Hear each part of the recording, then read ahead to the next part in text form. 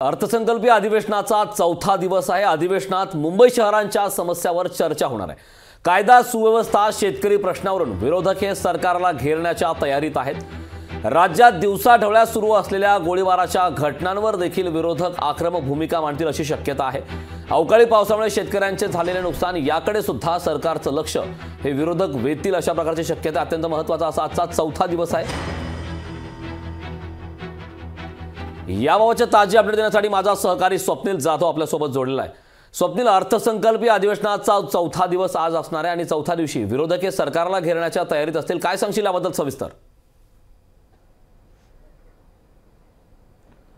कारण नक्कीच अर्थसंकल्प अधिवेशनाचा आज चौथा दिवस आहे आणि चौथ्या दिवशी सुद्धा शेतकऱ्यांच्या प्रश्नांवर ते विधान भवनामध्ये गदारोळ होण्याची शक्यता आहे। करून आज एकंदरीत संपूर्ण दिवसभरामध्ये राज्यातील कायदा सुव्यवस्था प्रश्न असेल यावरती चर्चा होणार आहे। कारण गेल्या काही दिवसांपासून महिन्यांपासून जे सत्तेत असलेले पक्ष आहेत, भाजप आणि महायुतीमध्ये सरकारमधील काही घटक पक्ष आहेत, या सर्वांचे जे लोकप्रतिनिधी आहेत, सदस्य आहेत, यांच्याकडून गोळीबार होतोय। काही 2 जणांचा मृत्यू सुद्धा झालेला आहे। यामध्ये नगरसेवक होते, माजी नगरसेवक होते, यांचा सुद्धा मृत्यू झालाय। राज्यामध्ये मुंबईलगतच्या शहरांमध्ये सर्रास गोळीबार हा दिवसाढवळ्या होतोय। त्यामुळे या प्रश्नाकडे आणि या घटनेकडे हे सभागृहाचं लक्ष वेधण्यात येईल, सरकारचं लक्ष वेधण्यात येईल। एकूणच यावरती कारवाईची मागणी सुद्धा विरोधकांकडून करण्यात येईल। मात्र एकंदरीत दुसरीकडे जर बघितलं तर शेतकऱ्यांच्या प्रश्नांवरती सुद्धा आज चर्चा होण्याची शक्यता आहे। पुन्हा एकदा विधानभवनाच्या पायरीवरती विरोधकांचं आंदोलन शेतकऱ्यांच्या प्रश्नांवरून होईल। काल सुद्धा कापूसच्या दरवाढ असेल, कापूसची निर्यात बंदी असेल, यावरती भाववाढ असेल, यावरून सुद्धा विरोधकांनी आंदोलन केलं होतं। आणखी एक प्रश्न महत्त्वाचा या ठिकाणी आहे, काल सुद्धा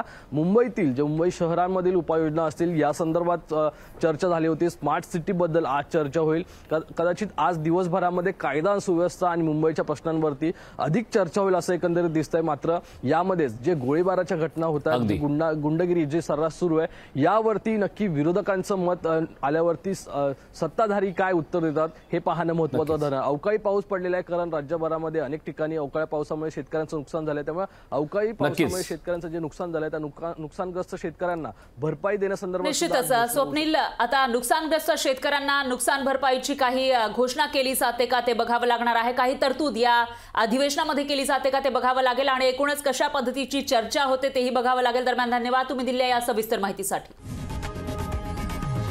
लोकशाही मराठी ऐका, पहा, जागरूक रहा।